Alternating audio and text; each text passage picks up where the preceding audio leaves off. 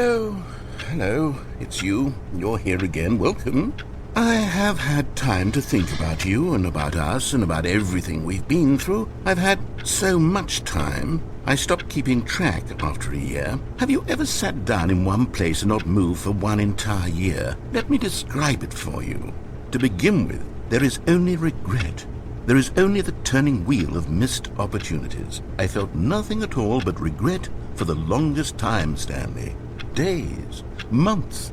I lost it all in a blur of the deepest longing to undo the past. I've been sitting here all that time, just sitting here, not a single person to speak with. And you'd think that that's just how it's always been, right? Me talking and you saying nothing. Would you think that it's exactly the same as always? Doesn't that feel like what we've already been doing? Me just talking? But it isn't, Stanley. It isn't the same at all. It isn't even close. Because I know you can't hear me once you push that button. That's what I'm realizing now, Stanley. I'm realizing that I needed to know that someone was listening.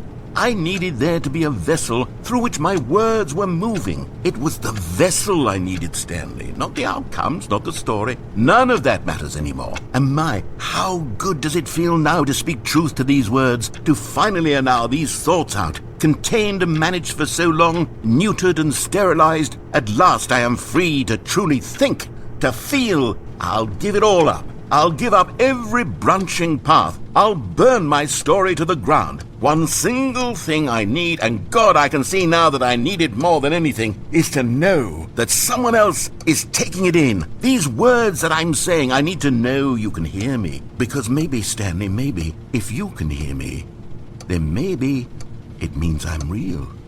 Maybe I'm not just a fiction. Was I scared of that all along? Perhaps, yes.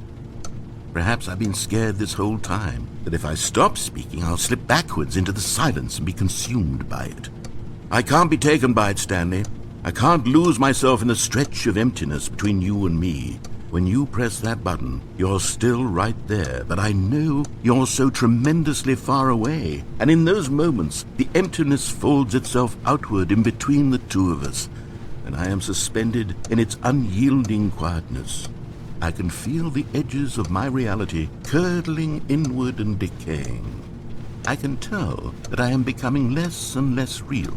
Yet to speak to you now, I am alive. I am truly and completely here. I am a being. I am someone. I am something. I am being listened to. I am being recognized. The emptiness between us has collapsed, and I feel right now like I am not a work of fiction. I feel as though I occupy space in this world again, and I have cast a shadow onto the wall. You see what I'm saying, don't you? You can see what this means to me.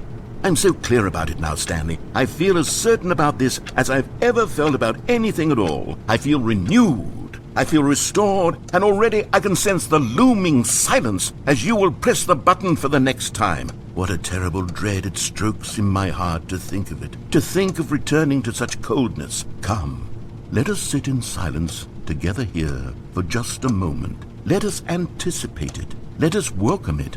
Let us not run from it.